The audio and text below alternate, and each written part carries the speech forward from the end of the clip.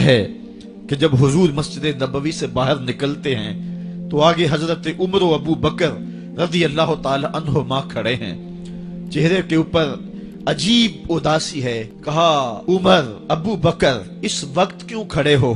عرض کی حضور بھوک نے گھر میں ٹکنے نہیں دیا، ہم نے چاہا حضور کا چہرہ دیکھ لیں تو کچھ پیاس بجھ جائے، کچھ بھوک مٹ جائے۔ حضور نے فرمایا میرا حال بھی یہی ہے، جس چیز نے تجھے گھروں سے نکالا ہے وہی چیز مجھے گھر سے نکال لائی ہے۔ چلتے ہوئے حضرت ابو ایوب انصاری کے گھر کے قریب سے گزرے، حضور کی خوشبو پا کے وہ باہر آ گئے۔ عرض کی بندہ نواز آج میرے مہمان نہیں بنتے؟ حضور نے کہا تمہاری مرضی۔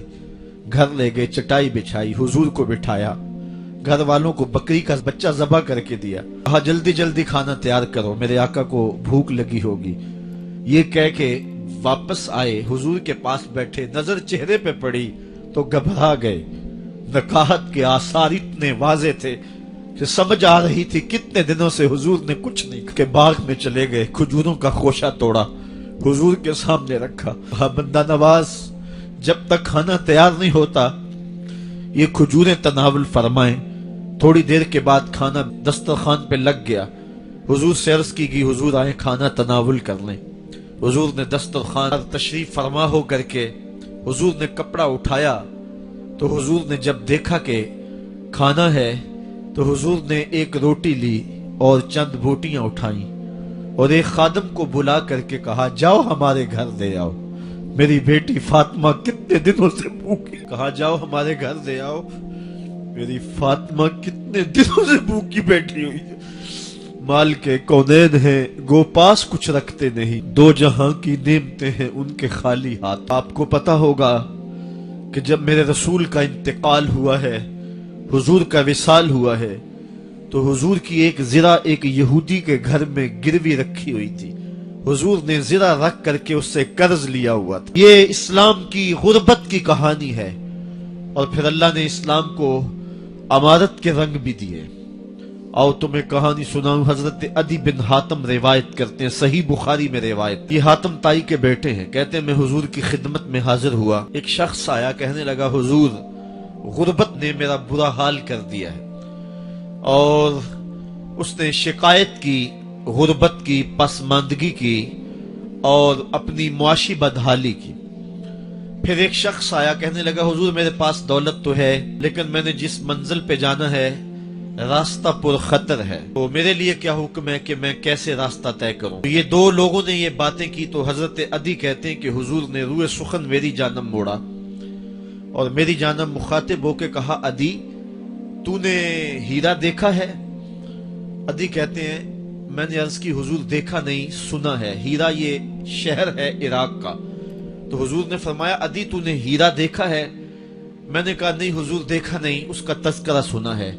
فرمایا عدی اگر اللہ تجھے زندگی کی مہلت دے تو ہیرا سے ایک خاتون چلے گی، تو اپنی آنکھوں سے دیکھے گا اور مکے تک پہنچے گی اور اللہ کے گھر کعبہ کا طواف کرے گی، اور اس کو ہیرا سے لے کر کے مکے تک اللہ کے علاوہ کسی کا ڈر نہیں ہوگا۔ کہتے ہیں کہ میں نے دل میں کہا کہ پھر بنو طے کے ڈاکو مر گئے ہوں گے جنہوں نے عرب کے اوپر روب ڈال رکھا ہے، تو وہ تو پھر ختم ہو گئے ہوں گے۔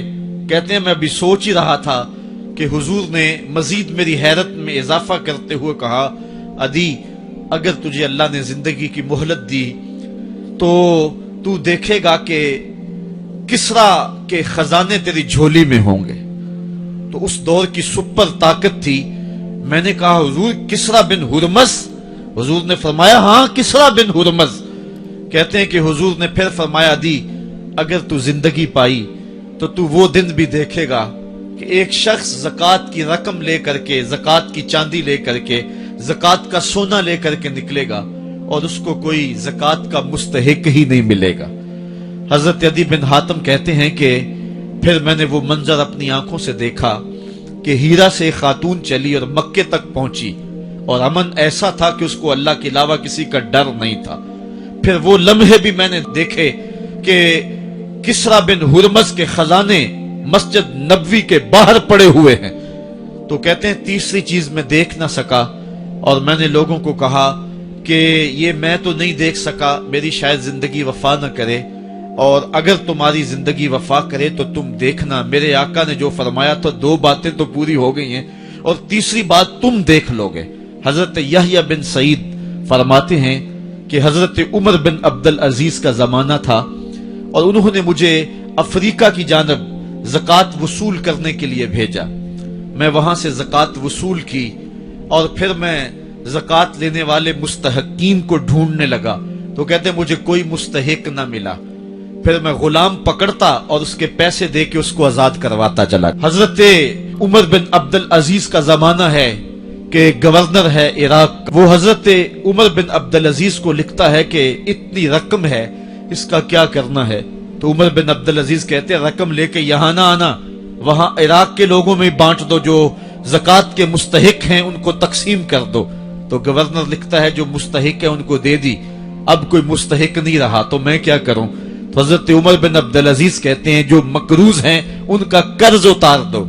تو کہتے ہیں کہ ہاں قرض بھی میں نے اتار دیا ہے، رقم پھر بھی بچ رہی ہے، کیا کروں؟ تو حضرت عمر بن عبد العزیز نے پھر لکھا جو شخص شادی کرنا چاہتے ہیں ان کا حق مہر ادا کر دو۔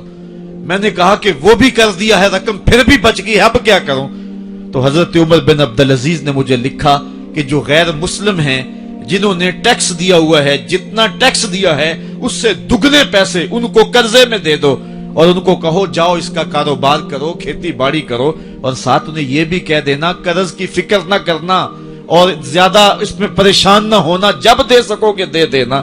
یہ دور بھی پھر اسلام نے دیکھا اور یہ گھڑیاں بھی دیکھی، جب چیتھڑے پہنے ہوئے تھے، جب پیوند لگے لباس پہنے تھے، جب پیٹ میں ڈالنے کے لقمہ بھی نہیں تھا، اللہ کا دین اس وقت بھی غالب تھا۔ اور جب گلیوں کے اندر ریشم بکھرا ہوا ہوتا تھا کوئی اٹھانے والا نہیں تھا، دین اس وقت بھی غالب تھا۔ دین کا غالب ہونا یا نہ ہونا اس کا تعلق جو ہے وہ مال و دولت سے نہیں ہے۔ اقبال کہتا ہے کہ زوال بندہ مومن کا بے زری سے نہیں، مومن کا زوال بے زری سے نہیں ہے بلکہ اس کا سبب کوئی اور ہے۔ وہ سبب ڈھونڈنا ہے کہ ہم دنیا میں رسوا ہو کے کیوں رہ گئے، ہم زمانے کے سامنے تماشا کیوں بن کے رہ گئے، آج نبی کی امت پوری کائنات میں رسوا ہو کے کیوں رہ گئی، آج ہمارا تماشا دیکھا جا رہا ہے، آج بھوکے کتوں کو ہماری بیٹی اور بہنوں کے اوپر چھوڑا جا رہا ہے اور اس کا تماشا دیکھا جا رہا ہے۔ کیا ہم نے یہ دن بھی دیکھنے تھے؟ ہم نے سراغ لگانا ہے۔ دولت کی قلت اور کثرت یہ ثانوی چیزیں ہیں، ہم نے تاریخ میں دیکھا ہے، ہم کبھی مالی طور پہ کمزور تھے، رسوا نہیں ہوئے۔